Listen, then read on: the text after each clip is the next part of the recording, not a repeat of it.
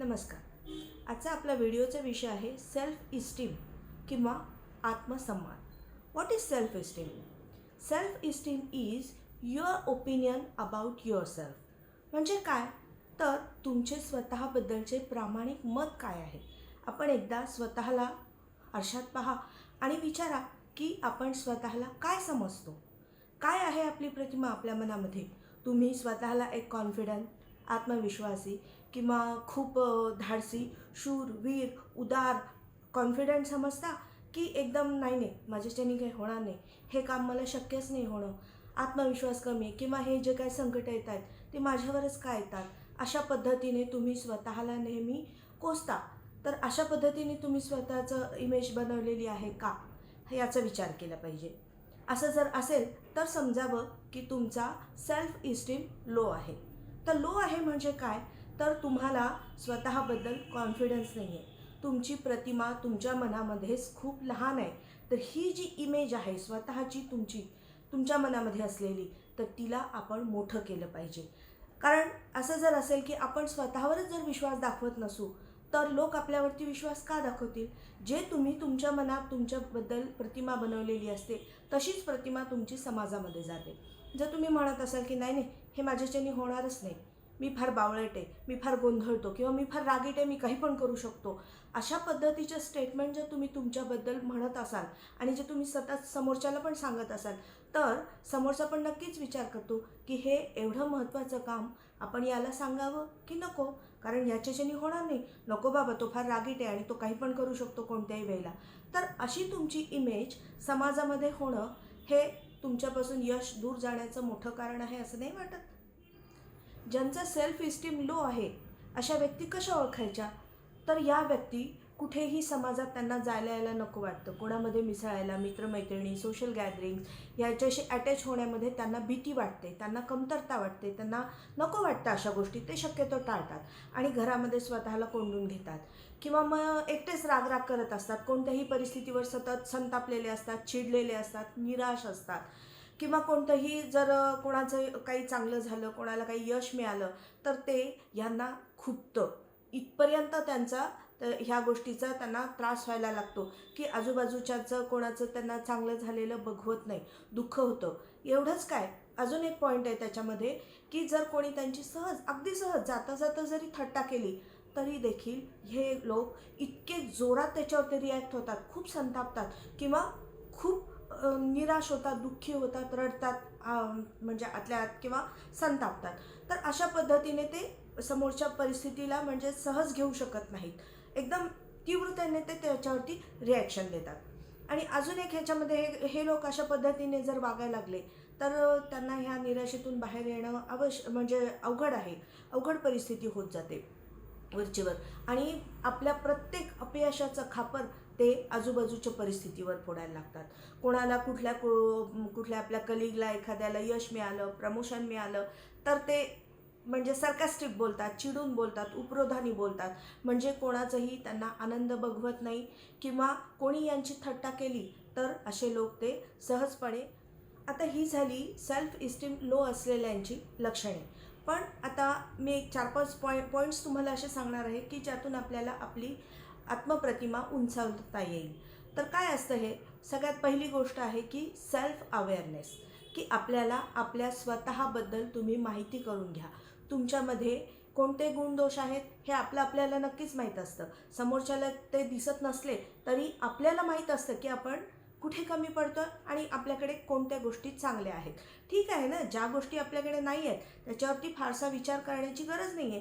ठीक आहे, मला ड्रायव्हिंग येत नाही, मला स्विमिंग येत नाही, मी म्हणजे काय ॲक्टिंग किंवा खूप सुंदर काहीतरी ग्रेट कलाकृती करू शकत नाही, पण मला माहीत आहे माझ्याकडे बोलण्याचं स्किल आहे, मी चांगल्या प्रकारे व्यक्त होऊ शकते, लोकांशी कनेक्ट होऊ शकते, तर हा माझा प्लस पॉईंट आहे. तर अशा प्रकारे आपल्यामध्ये जे काय प्लस पॉईंट आहेत त्यातना आपण शोधायचं आहे आणि त्यांना फिनिशिंग करून आपल्याला समोरच्याला प्रेझेंट करायचं आहे. आणि अशा प्रकारे तुम्ही तुमचा म्हणजे आत्मप्रतिमा तुम्ही तुमची उंचावण्याचा प्रयत्न केला पाहिजे. रोज सकाळी उठल्यानंतर आरशात पहा आणि आरशातल्या त्या आपल्या प्रतिमेला एकदा त्याच्याकडे हसत हसत पहा आणि म्हणा, वा यार काय ग्रेट आहेस तू, खरोखर तुझा मला अभिमान वाटतो, आय लव्ह यू. अशा प्रकारे जर तुम्ही तुमच्या स्वतःला स्वीकारलं, म्हणजे दुसरा पॉईंट मी सांगणारच आहे की तो आहे ॲक्सेप्टन्स. तुम्ही स्वतःला जसे आहात तसे स्वीकारण्याचा प्रयत्न करायचा आहे. आपल्याला आपल्या सर्व गुणदोषासहित स्वीकारा. सतत स्वतःला कोसणे म्हणजे आपण काय असतं ना की लहानपणी छोट्या मुलांना आपण सतत म्हणत असतो की म्हणजे तू बावळट आहेस, तुला काही समजत नाही. तर तिथूनच आपला जो आपला काय कॉन्फिडन्स आहे तो कमी व्हायला सुरुवात होते असं मला वाटतं. तर तेव्हा त्या मुलाच्या मनावरती परिणाम होतो की नाही नाही आपल्याला हे शक्यच नाही, कारण आई म्हणते, बाबा सांगतात की मला हे जमणार नाही, तर ते मला जमणारच नाही. आणि मग त्याच्या मनामध्ये ती भीती, त्या गोष्टी करून बघण्याबद्दलची भीती त्याच्या मनामध्ये तयार होते. आणि काही हे सर्वांच्याच बाबतीत होतं असं नाही, तर जे अति सेन्सिटिव्ह असतात ते ही गोष्ट अशा प्रकारे घेतात आणि मग मनातल्या मनात त्यांना त्यांची इमेज ती स्वतःची अगदी लहान करून ठेवतात. तर मी दुसरा पॉईंट काय सांगत होते की ॲक्सेप्टन्स, स्वतःला जसं आहे तसं स्वीकारण्याची सवय लावून घ्या. तिसरा पॉईंट आहे आपला कंपॅरिझन. तर नो कंपॅरिझन, कोणाशीही स्वतःची तुलना करायची नाही. तुम्ही प्रत्येकजण सुंदर आहात, युनिक आहात, अद्वितीय आहात. ही ईश्वराची निर्मिती आहे आणि प्रत्येकामध्ये काहीतरी युनिकनेस असतो, काहीतरी वैशिष्ट्य असतं. ईश्वराने असंच कोणालाही बनवून सोडलेलं नाही आहे. तर प्रत्येकामध्ये काही चांगले आणि काही वाईट गुण दिलेले असतात. तर आपल्याला आपल्यातले चांगल्या गुणांना एन्हान्स करायचं आहे. No comparison. आपण आता म्हणजे ह्या गोष्टीपासून बरेच वर आलेलो आहोत, आता आपलं एज झालेलं आहे. पण आपण जेव्हा लहान असतो तर आता इथून पुढे पण आपण करू शकतो की लहान मुलांना कधीही एकाची दुसऱ्याशी तुलना करायची नाही. आपण आपल्या मुलांशी असो किंवा शेजाऱ्यांशी असो, बघ तो किती चांगला आहे, तो किती छान खेळतो. म्हणजे भलेही आपला मुलगा 100% मार्क मिळवतो, इतका चांगला अभ्यास करतो, 8-8 तास अभ्यास करतो, पण आपल्याला त्याच्यापेक्षा तो जो स्टेजवरती डान्स करतो किंवा तो जो सिंगिंग करतो किंवा तो जो कराटेमध्ये काय मेडल्स घेऊन येतो त्याचं जास्त अट्रॅक्शन असतं. आणि आपण आपल्या त्या मुलांना म्हणत असतो की बघ तू अजिबात खेळत नाहीस, नुसतं घरामध्ये बसून असतोस. आणि हीच परिस्थिती त्या मेडल घेणाऱ्या मुलांची, आईवडिलांची पण असते. त्यांना असं वाटत असतं की नुसता बाहेर गुंडाळत असतो किंवा नुसतं ह्याला सतत नाच गाणे करायला पाहिजेत, ह्याला अभ्यास नको. तो शेजारचा मुलगा बघ तो कसा अभ्यास करतो आणि मार्क किती 100पैकी 98-99% मार्क घेतो. म्हणजे अशा प्रकारे आपण आपल्या कोणत्याच गोष्टीवरती समाधानी नसतो. सतत आपल्याला दुसऱ्याचं यश, दुसऱ्याचं जे काय अचिव्हमेंट आहेत त्याच्यावरतीच आपलं लक्ष असतं. तर ह्यातून तुम्ही बाहेर आलं पाहिजे. No comparison. चौथा पॉईंट आहे की मोठी स्वप्ने पहा. एखादं तुमचं ध्येय तुम्ही निश्चित करा आणि त्या दृष्टीने वाटचाल करायला सुरू करा. जर आपल्या जीवनामध्ये आपण काही ध्येय ठेवलं नाही तर आपले जीवन हे तारून असलेल्या नौकेसारखे परिस्थितीच्या लाटांवरती हेलकावे खात राहते. आणि त्यासाठी आवश्यक आहे एखादे ध्येय असणे. ते ध्येय गाठण्यासाठी आपल्याला जीवनामध्ये ऊर्जा मिळत राहते. आणि हे उगीच नाही होत, तर यासाठी आपल्याला निरंतर अभ्यास केला पाहिजे, भरपूर परिश्रम घेतले पाहिजेत, कष्ट केले पाहिजेत. आणि ते जे आपलं ध्येय आहे ते एकदा निश्चित झालं की त्या दृष्टीने काय काय करायचं आहे, काय शिकावं लागणार आहे ह्याची आपण तयारी केली पाहिजे. यातलाच म्हणजे पुढचा छोटासा पॉईंट घेता येईल आपल्याला की तुम्ही दररोज सतत नवीन काहीतरी शिकलं पाहिजे, ज्यामुळे तुम्हाला तुमची इमेज उंचावता येईल किंवा यश मिळवता येईल. तर काय आहेत ह्या गोष्टी? काही पण जे काय आता सध्या आपल्याला कम्प्युटरमध्ये असेल, सिंगिंगमध्ये असेल किंवा जे कोणतं आपलं क्षेत्र आहे त्याचा तुम्ही जास्तीत जास्त अभ्यास केला पाहिजे. आणि त्याच्यातून तुम्हाला कसं पुढे जाता येईल ह्याच्यात तुम्ही पायऱ्या अशा तुम्ही डिसाईड केल्या पाहिजेत. तर नवीन टेक्नॉलॉजी शिकून घेतली पाहिजे, त्याचं नवीन नवीन गॅजेट्स हाताळणं, त्याचा सगळा अभ्यास, त्याची बारकावे, हे सगळं आपल्याला तपासून घ्यावं लागेल. त्यानंतरचा आपला पॉईंट आहे की बी अ मेंटॉर. म्हणजे जर तुम्हाला हे एक अत्यंत अतिशय परिणामकारक मी तुम्हाला हा उपाय सांगते आहे. इथून पुढचे 10 ते 15 दिवस जर तुम्ही हा उपाय करून पाहिला तर तुमच्या नक्की असं लक्षात येईल की तुम्हाला तुमची प्रतिमा किंवा तुम्हाला आत्मसन्मान प्राप्त झालेला आहे. तुम्ही स्वतःला खूप चांगल्या प्रकारे समजू शकत आहात आणि तुम्ही तुमच्या मनामध्ये तुमच्याबद्दल प्रेम निर्माण झालेलं तुम्हाला दिसेल. तर काय करायचं आहे? Be a mentor. मेंटॉर म्हणजे काय? तर मार्गदर्शक होणं. कोणाचा तरी तुम्ही एक जिम्मेदारी घ्यायची आणि त्याला तुम्ही शिकवायचं आहे. सॉरी. जास्तीत जास्त तुम्ही फार वेळ नाही आहे घालवायचा, रोज अर्धा एक तास काहीही कुठल्याही क्षेत्रात जे काय तुम्हाला करता येईल ते एखाद्या शेजारच्या छोट्या मुलाला तुम्ही काही गणित शिकवू शकता किंवा संगीत शिकवू शकता, कोणाला सल्ला देऊ शकता. गृहिणी असतील तर आपल्या शेजारणीला तुम्ही पाककृती शिकवू शकता किंवा टाके भरतकाम, साडीला गोंडे लावण्यापासून आजकाल आपल्याला या सोशल मीडियाच्या माध्यमामुळे भरपूर प्रकारचे आपल्याला शिकायला मिळत आहेत गोष्टी आणि एकमेकांना देवाणघेवाण पण करता येते.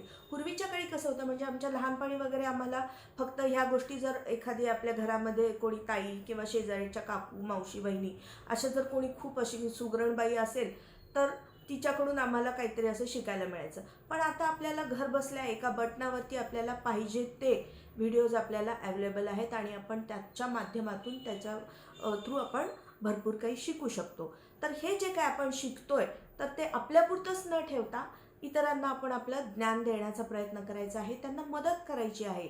अशा प्रकारे तुम्ही जर मार्गदर्शक झालात, समोरच्याला काहीतरी तुम्ही शिकवताय तर ते जेव्हा म्हणतील की अरे वा यांच्यामुळे मला फार छान हे शिकायला मिळालं बरं का, थँक्यू, तर तेव्हा आपल्या मनामध्ये एक प्रकारचं तुम्हाला आनंद वाटेल आणि तुम्ही म्हणजे समाधानी व्हाल की आपणही काहीतरी करू शकलो, आपण कोणाच्या तरी उपयोगी पडू शकलो. म्हणजे अशा प्रकारे तुम्ही निराशेतून बाहेर याल आणि यशाच्या दृष्टीने छोटी छोटी पावलं टाकायला सुरुवात कराल. तर आजपासून हा प्रयत्न नक्की करून बघा, बी अ मेंटॉर. आता शेवटचा आणि फार आवडीचा, आपल्या सर्वांना नक्की आवडेल असा एक पॉईंट आहे की गिफ्ट युअरसेल्फ. आता हे जे काय तुम्ही छोटे छोटे अचीवमेंट्स तुम्ही घेत आहात याकडे तुम्ही पाहायचं आहे की आज आपल्याला काय मिळालं, काय आनंद मिळाला, आज आपण काय अचीव केलं, की आज आपण कोणाला मदत केली, समाधान मिळालं किंवा अजून काय मिळालं. तर अशा पद्धतीने छोटे छोट्या तुमच्या अचीवमेंट्स असतील त्यांचे तुम्ही नोंद मनातल्या मनात ठेवायची आहे आणि त्याबद्दल आठवड्यातून एकदा किंवा 15 दिवसातून एकदा तुम्हाला गिफ्ट द्यायचं आहे. की म्हणजे आपल्याला कोणी गिफ्ट दिलं की आपल्याला खूप आनंद होतो की नाही, पण नेहमी आपला आनंद हा आपण दुसऱ्यावरती अवलंबून का ठेवायचा बरं. म्हणजे कोणीतरी गिफ्ट द्यावं आणि मगच आपल्याला आनंद होईल असं कशासाठी ना. आपण आपल्याला आनंद देऊ, आपल्या आनंदासाठी आपण आपल्याला गिफ्ट देऊ, काय हरकत आहे. एखादा सुंदरसा ड्रेस आपण आपल्या स्वतःसाठी खरेदी करू, एक छानसं पुस्तक खरेदी करू शकतो, आरामात बसून निवांत वाचायचं किंवा अगदी 2-3 तास एखाद्या निवांत छानशा ठिकाणी जाऊन मनसोक्त गाणी ऐका, तुम्ही तुमच्या आवडीचं नाट्यसंगीत ऐकू शकता, भक्तिसंगीत ऐकू शकता. जे काय तुमची आवड आहे, छंद आहे त्यासाठी तुम्ही वेळ द्या आणि तुम्हाला गिफ्ट द्यायचं आहे. अजून एक करता येईल की आपल्या आवडीचा पदार्थ आहे. आता आम्ही गृहिणी नेहमी काय करत असतो तर सतत आम्ही आमच्या इतरांसाठी पाहिजे ते करून देत असतो, पण आपल्या आवडीचा एखादा असा पदार्थ असतो जो पूर्ण विस्मृतीत गेलेला असतो की आपण लहानपणी कधीतरी आईने केलेलं, आईच्या हातचं खाल्लेलं ते आठवत असतं. पण आता काही आई नसल्यामुळे तो पदार्थ काही पुन्हा येत नाही. तर मग ह्या भावनेने आपण कुठेतरी मनामध्ये दुःखी असतो, खिन्न असतो. तर तो पदार्थ पुन्हा तुम्ही करून बघा आणि स्वतःसाठी, स्वतःच्या आवडीसाठी तो पदार्थ करा आणि मनसोक्त खा, त्याचा आस्वाद घ्या. तर अशा पद्धतीने तुम्हालाच पॅम्पर करायला शिका. म्हणजे असं नाही आहे की या मॅडमनी सांगितलं की सतत स्वतःचंच बघा, आपलं आपलं करून खा, असा अर्थ यातून काढायची गरज नाही आहे.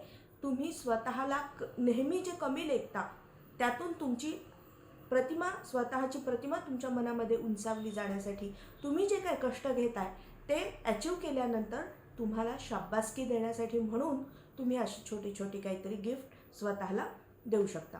तर अशा पद्धतीचे हे 5-6 पॉईंट्स आहेत ज्याचा तुम्ही जर मनापासून स्वीकार केला, आनंद घेतला, विचार केला तर तुम्हाला तुमचं सेल्फ इस्टीम हे हाय बनवता येईल आणि तुमचा आत्मसन्मान जपून तुम्हाला समाजामध्ये वावरता येईल आणि यश तुमच्याकडे नक्कीच खेचून येईल.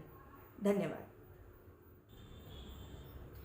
आजचा हा माझा व्हिडिओ जर तुम्हाला आवडला असेल तर लाईक करा, जास्तीत जास्त तुमच्या सर्व मित्रमैत्रिणी नातेवाईकांमध्ये शेअर करा आणि असेच मोटिवेशनल काही तुम्हाला सब्जेक्टवरती तुम्हाला व्हिडिओज हवे असतील तर मला कमेंटमध्ये नक्की कळवा की तुम्हाला कोणत्या विषयावरती माझ्याकडून ऐकायला आवडेल आणि माझ्या चॅनलला सबस्क्राईब करा. धन्यवाद.